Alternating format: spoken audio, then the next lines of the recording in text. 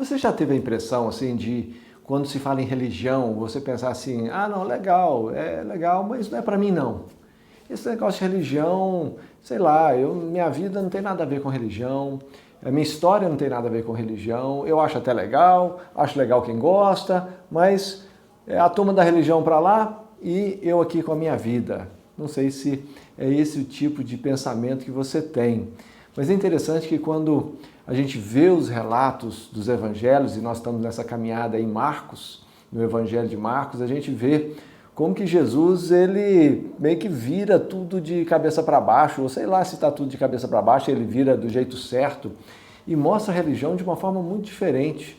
Mostra essa questão da ansiedade ou do desejo, do anseio pelo divino, de uma forma muito mais pé no chão, mais palpável. Não é à toa que ele disse para um dos seus discípulos, olha, se você vê a mim, você está vendo o Pai. Jesus era Deus palpável. E nesse momento aqui, quando a gente está vendo nessa crucificação de Jesus, alguns detalhes que Marcos relata que nos ajudam a entender um pouco isso. Eu queria que você olhasse comigo aqui no verso 33 em diante de Marcos 15, e diz assim: chegado o meio-dia, houve trevas sobre toda a terra até as 3 horas da tarde. E às 3 horas, Jesus clamou em alta voz, Eloi, Eloi, lama sabachthani, que é uma frase em aramaico. Isso quer dizer, Deus meu, por que me desamparaste? E alguns dos que estavam ali ouvindo diziam, vejam, ele chama por Elias, o nome Elias, muito parecido com aquela palavra Eli. E um deles correu para embeber uma esponja em vinagre e, colocando-a na porta de um caniço, deu-lhe de beber, dizendo, esperem, vejamos se Elias vem tirá-lo. Mas Jesus, dando um forte grito, expirou. E o véu do santuário se rasgou em 2 partes, de alto a baixo. O centurião, que estava em frente de Jesus, vendo que assim havia expirado, disse, verdadeiramente este homem era o Filho de Deus. Estavam também ali algumas mulheres observando de longe. Entre elas estavam Maria Madalena, Maria mãe de Tiago, o menor, e de José, e ainda Salomé.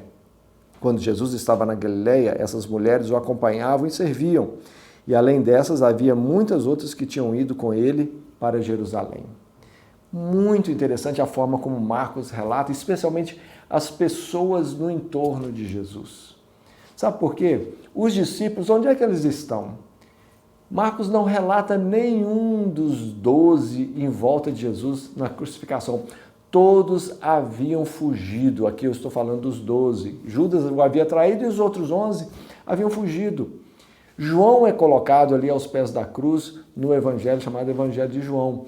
Mas todos os outros desaparecem, a gente não vê em lugar nenhum. Mas Marcos ressalta dois grupos, ou 2 pessoas, uma pessoa e um grupo que estavam ali perto de Jesus no momento que Jesus expira, ou seja, no momento da morte exata de Jesus.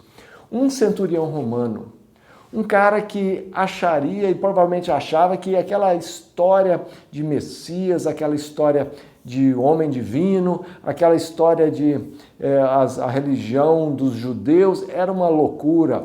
Um homem muito provavelmente hostil a Jesus. Tanto é que ele estava ali trabalhando na crucificação de Jesus, cumprindo o seu dever e trabalhando para que Jesus fosse executado.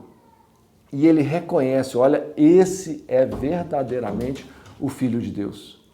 As outras são um grupo de mulheres que naquela cultura eram deixadas de lado. As mulheres nem poderiam ser discípulas de um mestre, de um rabi. Um rabi ou rabino daquela época nunca teria discípulas mulheres, só os homens eram colocados aos seus pés para estudar a Torá, estudar o Antigo Testamento. Então, essas mulheres em volta de Jesus mostram como que Jesus valorizava e honrava a presença das mulheres. E as mulheres estavam ali até o último momento. Se Jesus fosse um outro rabino, estaria completamente desinteressado com as mulheres. Mas Jesus não. Jesus demonstrava um genuíno interesse de Deus nas mulheres, tanto quanto nos homens. Um centurião romano hostil agora se quebranta diante de Jesus. E muitas vezes você pode se perguntar, puxa vida, eu não tenho nada a ver com Jesus não, eu até gosto dessas lições, eu gosto dessas reflexões que o Evangelho traz, amor ao próximo, muito legal, mas eu não tenho nada a ver com Jesus. Eu quero dizer, Jesus tem a ver com você, como ele ele se revelou ao centurião, como ele se revelou àquele grupo de mulheres, não importa se você acha que Jesus não tem interesse nenhum em você, eu te digo, ele tem interesse em você. Não importa se você acha que religião é uma coisa que você é hostil a ela, eu quero te dizer que Jesus também tem os olhos fitos na sua vida. Então, o conselho que eu quero te dar é abra o seu coração para deixar Jesus entrar de uma forma definitiva. Eu não estou falando de religião, eu estou falando da presença de Jesus na sua vida. E isso é feito através da fé. O centurião creu aos pés da cruz.